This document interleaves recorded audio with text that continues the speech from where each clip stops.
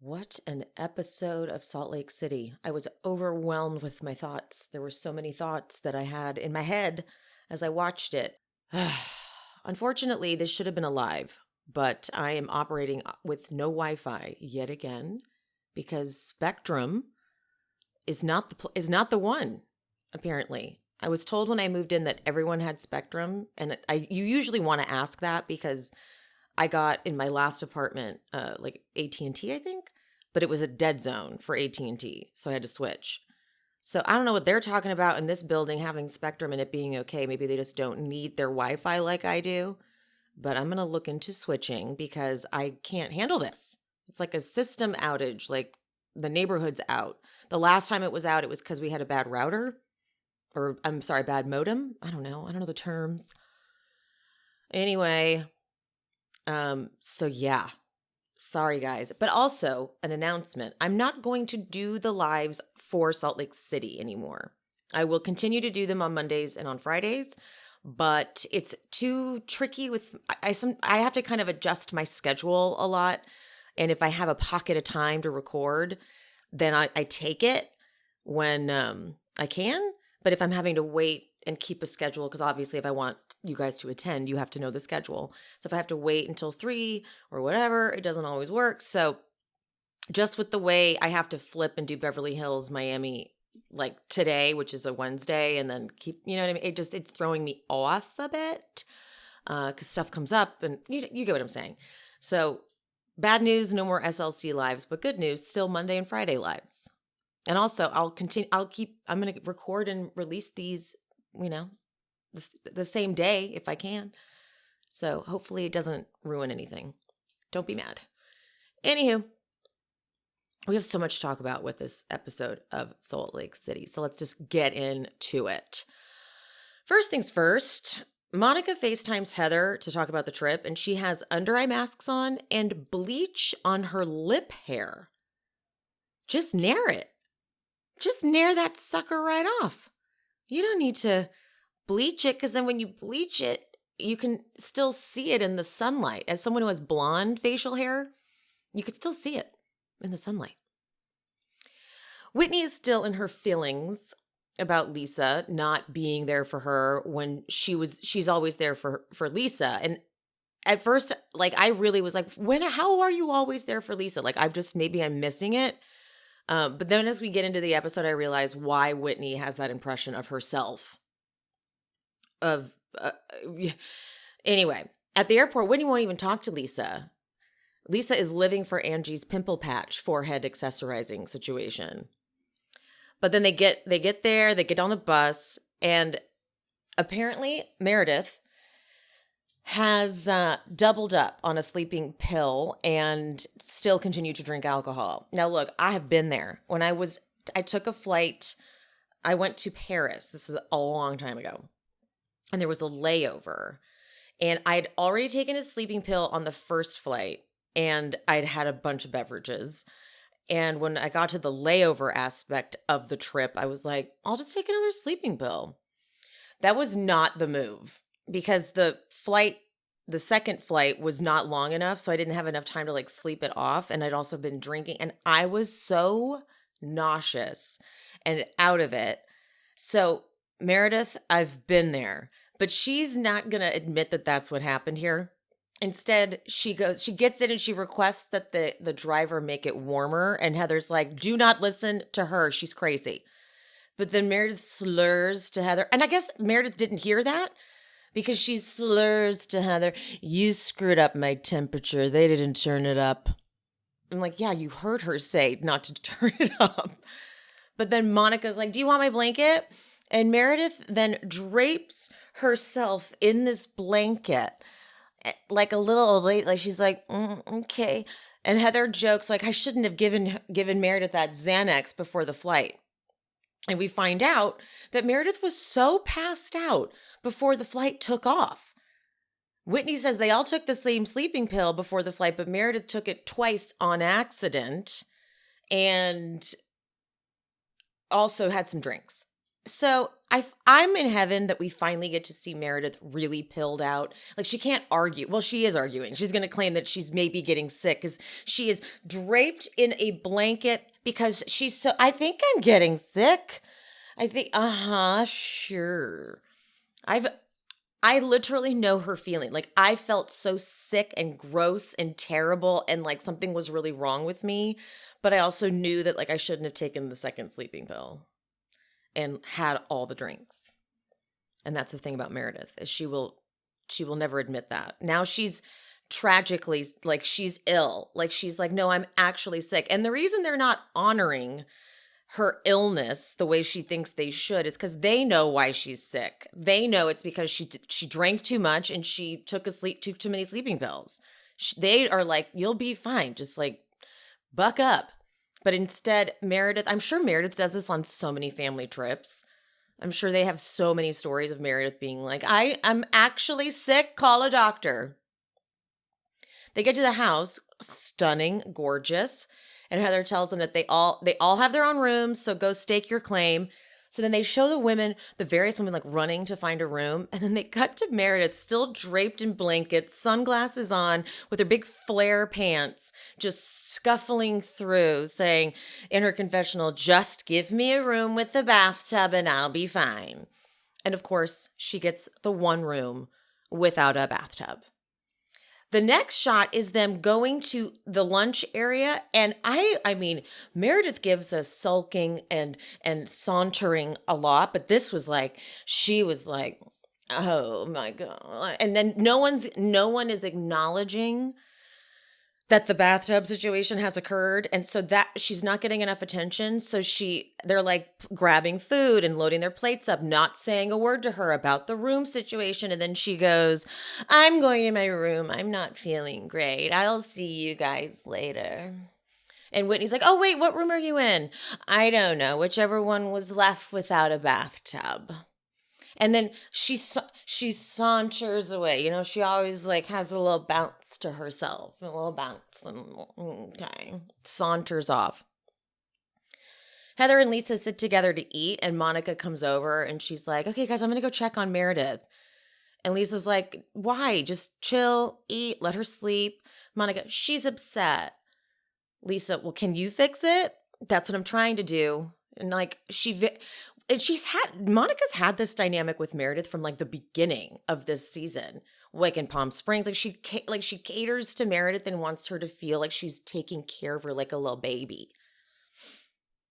But okay, both Lisa and Whitney respectively tell Heather and Angie what's happening. So Whitney, she texts Lisa and Lisa did not respond.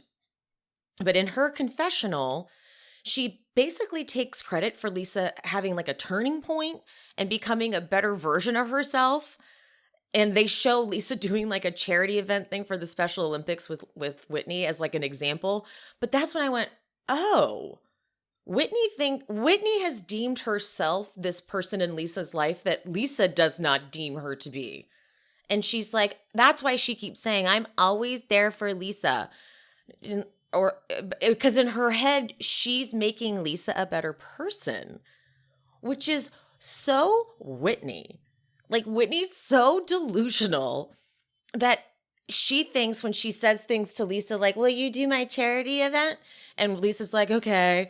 And then does it. She's like, see, I'm helping Lisa. See, Lisa? And meanwhile, Lisa's like, what? No. So then Heather, though, look, I think Heather, when she's heard Whitney tell her stories about how she's changing Lisa, I think she's been listening like, mm-hmm.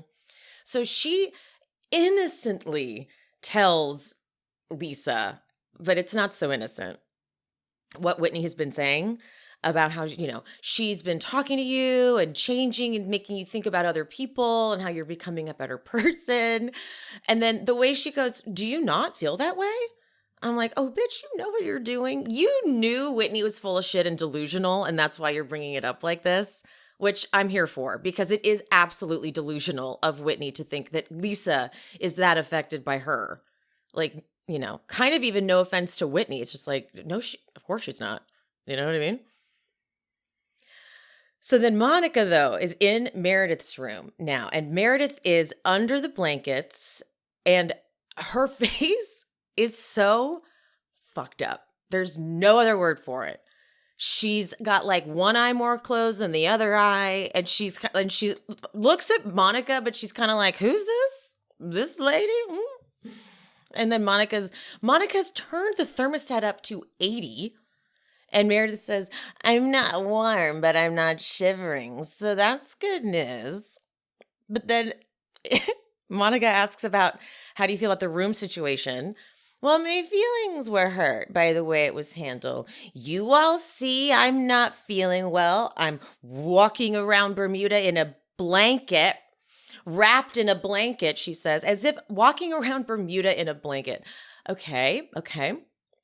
"And there was talk of me getting a bathtub? What happened there?" And then she says Meredith has she really likes visual, like a hand gesture visual aids. She says, "It shows the level of respect that I have from the women in this group, which at this point looks like at a 0. She has, and she actually does take the time and energy to pull her whole hand up from under the covers. Then Monica, but okay, here's my thing with Monica. You have a room with a bathtub. You know she wants a room with a bathtub. Wouldn't the solution be going into her room and saying, like, "You can take my room. It's fine. You can have my bathtub." But instead, she's just like, "Okay, well, do you want the blinds closed?" And Meredith is under the cover, like she's practically fully covered by them. "If you could close them, that would be good." Okay, girl. So Monica goes and sits with Lisa and Heather and tries to get them to feel like sympathy for Meredith, but is still not willing to give up the room. Like she's like, she really wanted a bathroom or a bathtub. And I'm like, you have one. But even then she says in her confessional, "I love her, I'm concerned, but I'm also not giving up my room." So a producer texts Meredith, how are you? And she writes, "I'm really not good. I'm really not good." Next up is a guy with a backpack coming to her room. And he checks her blood pressure, and it's fine. So he's like, "Let's check something else." The rest of the girls, they do a rum tasting on the beach, and Whitney is super late. But when she walks up, Lisa, like, I don't think Lisa can help it. She starts to give Whitney some, like, slay mama moments, like, "Yes, coming up here." But Whitney just jogs right over to Monica and Heather and, like, doesn't even acknowledge Lisa. But okay, side note, I love Lisa's beach look. It's unexpected. It's a nude, long sleeve, high neck, ribbed top with gold satin cargo pants. I was like, you know what? I love it. It's not on the nose. It's not like your typical beach wear. I'm into it.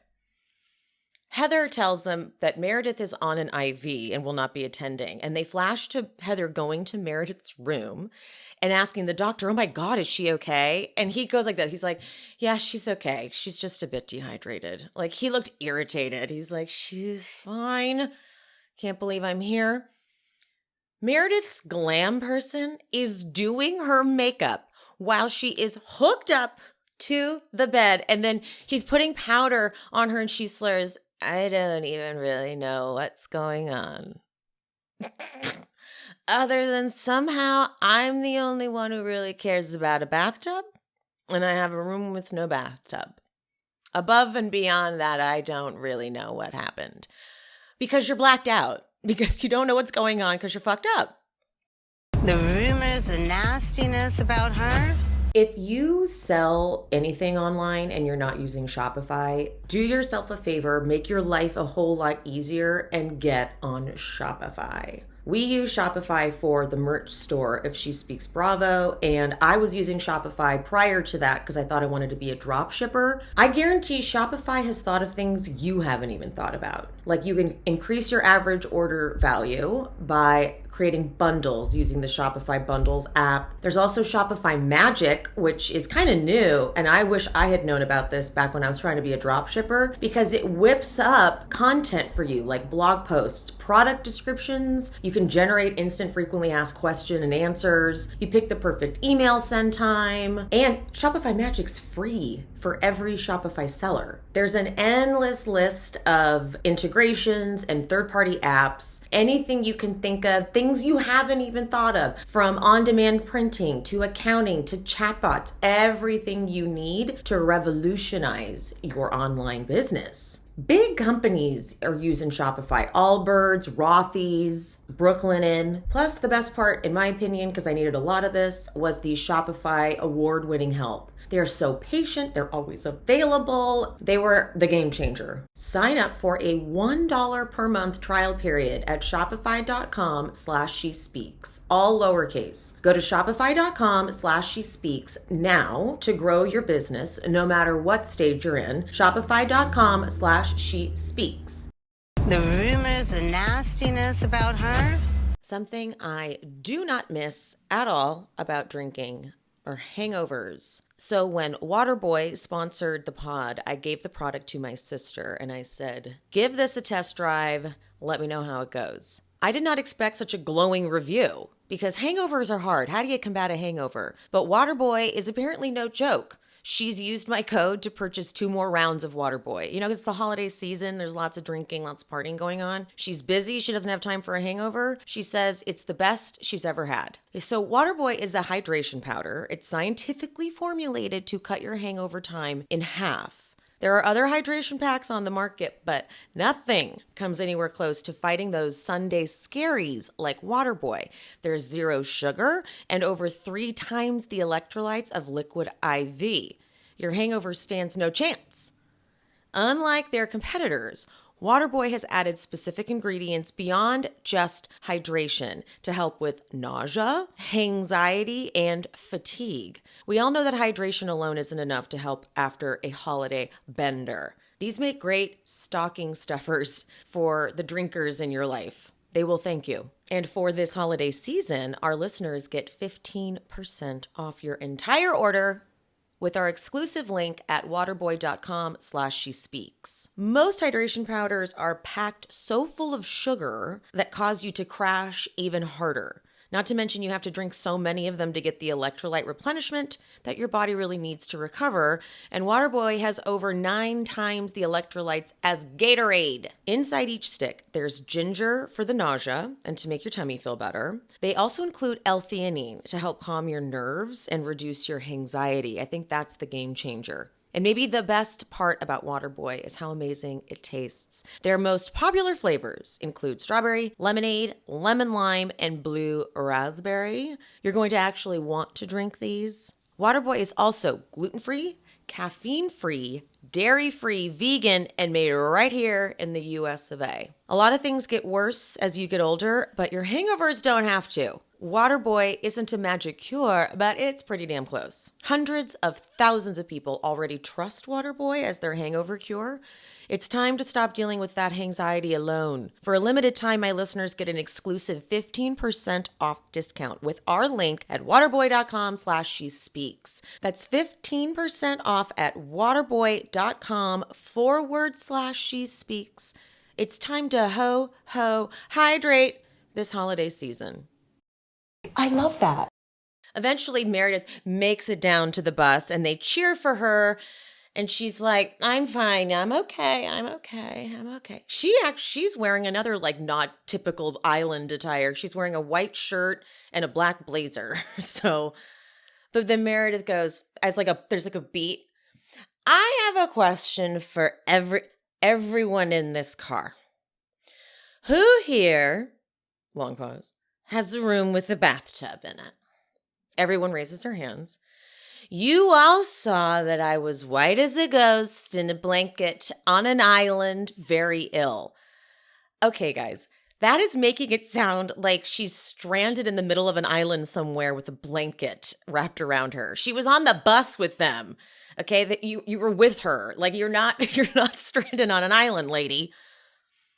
I said I'd like to warm up, I'd like to take a bath, and somehow I got shoved in one without a bathtub. And also, mind you, her eyes, one eye is still more open than the other, so her face is all kinds of whacked out because she's out of it. And I just thought it might have been nice, knowing as sick as I was, that you might have thought, oh, let's give her a room with the bathtub. Whoa. One second, pausing for siren. Lisa interrupts and asks, oh, so who's going to give up their room with the bathtub? I don't know. I'm not picking at anybody individually. It's as a group and as a whole, I don't feel respect. And this just exemplified it, which is not the word, but I like that she said it wrong. They do a flashback on Whitney in the bathtub when she was running 2 hours late for the rum tasting. You know, producers set this up. Whitney's like, let's do a spiteful bathtub moment so that when you play the episode, Meredith can see that I was loving my bathtub. She is feeling herself, Whitney. Whitney is doing too much. Like, really? You had to do a bathtub moment? You've never had a bathtub moment, and now you're doing a bathtub moment just to spite Meredith? Okay. Lisa tells Meredith that you didn't specify you wanted a room with a bath.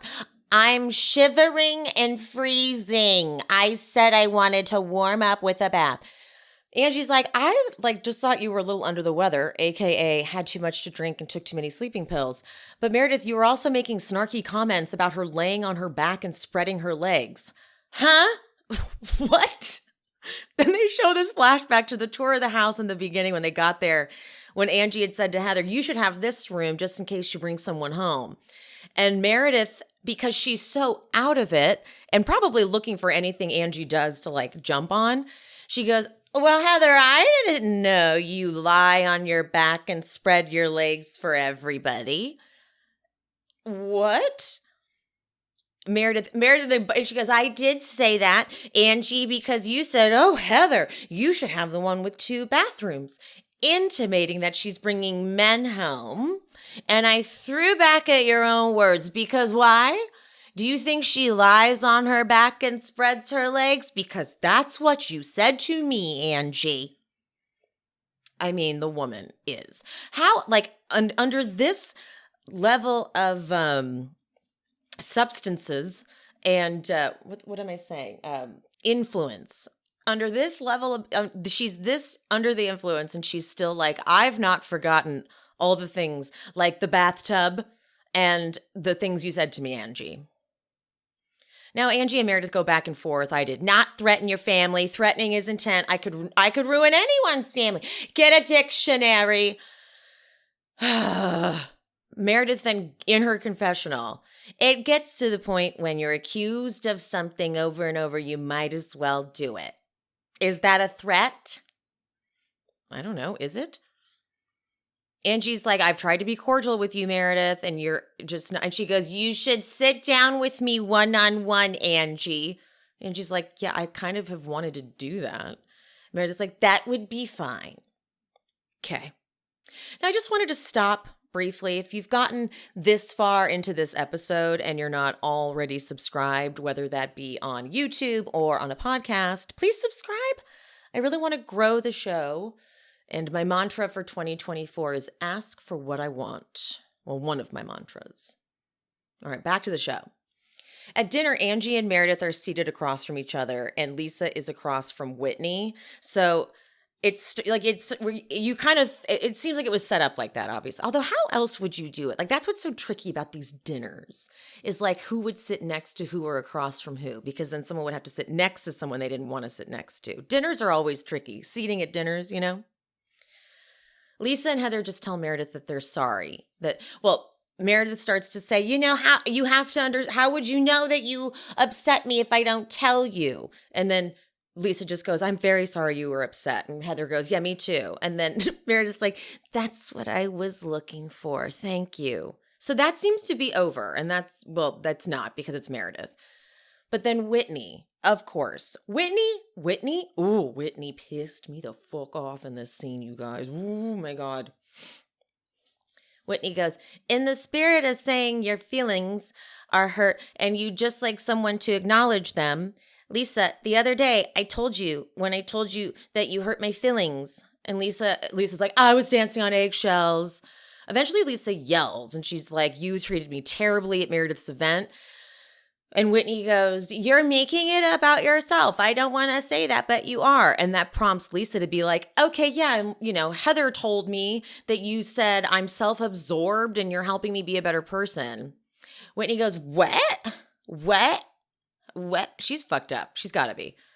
Why are you meddling in my friendship with Lisa, Heather? I love Lisa and I'm friends with Lisa. And then it's like this weird moment where she kind of flips and she's like, she's spinning, and she looks at Lisa, she's spinning this so that you'll be mad at me. Huh? Lisa brings up, I mean, she's not wrong. Like, they are in this really weird, Heather and Whitney are in this really weird battle to have the more genuine friendship with Lisa, and it's absurd. But Lisa brings up the other day at Whitney's house and how she was I was frustrated then. And then the whole situation of Meredith's happened where you were trying to claim that, like, we were throwing it in your face, me and Heather, and that's not true. And Whitney goes, I just said you need to be self-aware and read the room. I would say the same thing to you, Whitney. Okay? And so Lisa's like, but I was dancing on eggshells. And Whitney goes, for the first time ever. Lisa has this weird speech. She goes, no, I dance on eggshells all the time. I'm so sensitive to your feelings. I'm a fucking bulldog, okay? I can take everybody else, but I temper myself, I quiet myself, and I do that because not everybody can handle it. What the fuck? What are you saying, Lisa? Are you saying you want to say some shit to them for real? Like you would say some shit to Whitney if you could, but you know she can't handle it? Because I'm here for that. Lisa says she's gone blows with Heather over Whitney. And I can see that Whitney really spirals here, the way she like kind of brings in Heather. Lisa's like, we've talked through the church issues. We're good. And Whitney goes, and you guys put me in the middle of that.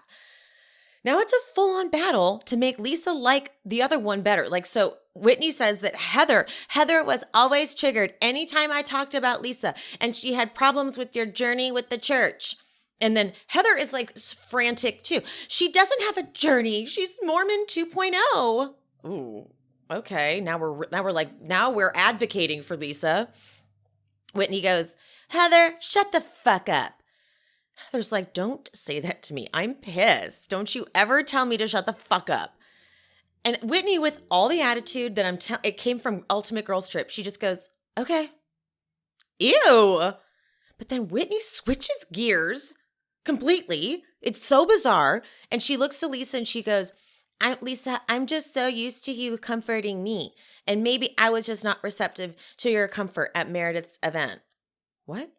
Now, I don't agree with Heather because I do think that Lisa maybe coached or was listening a lot to Whitney when she was going through her fallout with Heather, maybe. But also, what? You have said over and over again that you're always there for Lisa. But now Lisa's the one who's there for you? Whitney, you're drunk. Whitney, you're drunk. Whitney and Lisa kind of come to a truce, and then Whit goes to cheers Heather, and Heather's like, no, thank you. But then it takes this turn I didn't see coming, because Whitney's like, oh, because I said shut the fuck up?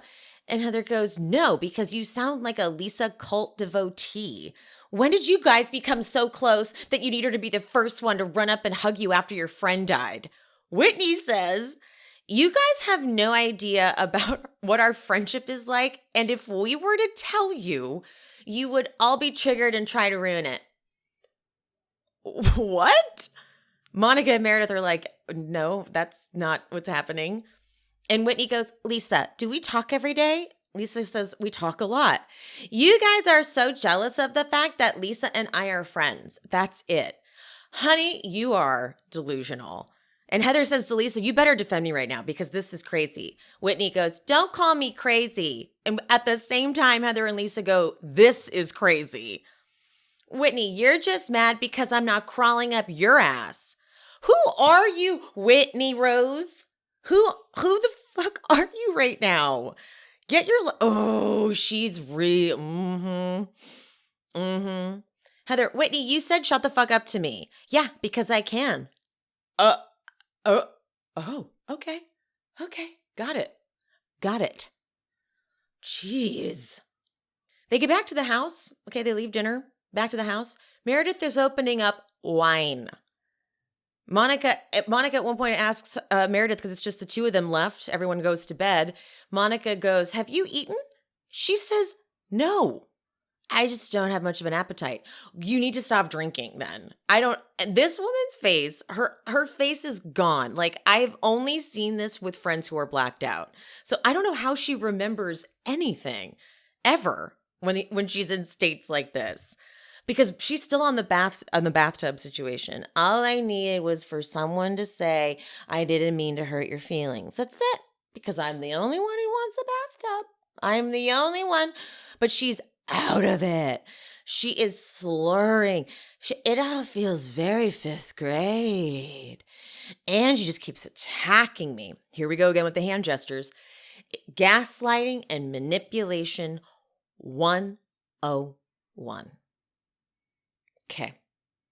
Monica decides now is a good time to bring up the DMs that they both got allegedly about Angie being in the Greek mafia. And Meredith pulls what she always pulls and denies knowing anything about it. I haven't checked my DMs in a while. I'm very behind. She did this exact thing with Whitney last season with the Lisa rumors, where she says that she's heard things and they clearly had conversations off camera, and then they decide, or Meredith decides not to be the one to take it. That's what I'm saying. She's very LVP in that way. So she will deny. And now this is, I think, the third person coming forward with something like this with Meredith, where she's like, I don't know what you're talking about. But her final line is karma comes back. When you do bad things, karma comes back. Aren't you the one with no bathtub who's sick? So it feels like some karma's coming for you, girl. You know what I mean? But this woman is going to, of course, deny that it was alcohol and pills. It's like when remember when they went to Iceland and she had to be carried out in a stretcher? When she was talking about the stuff she had taken, it was like, I took an Adderall and then I took a sleeping pill and then I took another Adderall. Like, you were high, you were fucked up. That's what's wrong with you. That's what happens. Okay? I swear, Meredith has probably done this so many times. I can just see her on family trips. Mom is taken to bed. She's not well. And the family and the kids know. They're like, she drank too much. But they would never say that to her. They know better. They know not to go there. Next week, it's like it's going to take forever to get to that damn phone call, I feel. I think we get 2 more episodes in Bermuda? Because this one count. Yeah. So I don't even know if next week the phone call happens. I'm just trying to prepare myself mentally. I did get word on the street. I did get some tea from the word on the street. Not everyone realizes that I can't do recaps if I know what happens, because otherwise I'll just tell everybody or sound like a weirdo being like, I know, but I can't say anything the whole time. So I don't know if this is what actually happened, but I got this is what happened in the phone call tea, but I don't know if I did not validate it with my source who could tell me for sure what happens. So I don't know. I don't want to share it because I don't want it to, what if it is? And I'm going to be so pissed. So I may have had a spoiler. And if that is the spoiler, it's just kind of weird if the spoiler I got was there, but I'm not going to repeat it because, again, it's not fun to have things ruined, guys. It's really not. Like I like experiencing it as it unfolds. I really do. Otherwise, it's like watching it kind of pointlessly because I'm like, I already know what happens. So I actually don't like getting the whole thing spoiled. That's what makes it fun. That's what makes it TV, you know? That's what I like about it. All right, well, screw you, Spectrum. I'm going to have to go to a freaking like Starbucks or something to use their Wi-Fi to upload these episodes. But whatever I got to do for you guys, I say. Anyway, if you're going to attend the Friday live, I have a photo shoot on Friday. So I'm not sure if I'll make it home by 3 o'clock. So I have it scheduled for 6 p.m. PT. And hopefully that is fine too. I don't know. So, but keep your eye out. And like I said, no more Salt Lake City lives, but I'll of course keep covering it. All right, guys, I love you. Mean it. I'll see you next time. Bye. Thank you so much for watching and for listening to She Speaks Bravo with Emily Hanks. If you haven't already, would you mind leaving a 5-star rating and review on whatever platform you listen? That would be amazing. And if you're watching on YouTube, make sure you are subscribed and hit that bell so you don't miss an episode. And if you're looking for more content, more exclusive bonus content, check out the Patreon. I post 2 exclusive episodes a month, and I'm covering just the Bravo jams, like Classic Roni, Atlanta, and of course Vanderpump Rules. If you just want to support the show, head to buymeacoffee.com/SheSpeaksBravo and buy me a coffee, or 2 or 5. We also have merch available at SheSpeaksBravo.com. And if you're interested in hearing my takes on non-Bravo shows, check out my new podcast, She Speaks It All. I cover The Challenge, Drag Race, and any other show I'm obsessed with that's not Bravo. She Speaks It All is available everywhere you get your podcasts, just like this show. Make sure you're following me on the social medias. I am She Speaks Bravo across all platforms. Thank you so much for any support you give the show, even if it's just listening. Appreciate you, love you, mean it. I'll see you soon.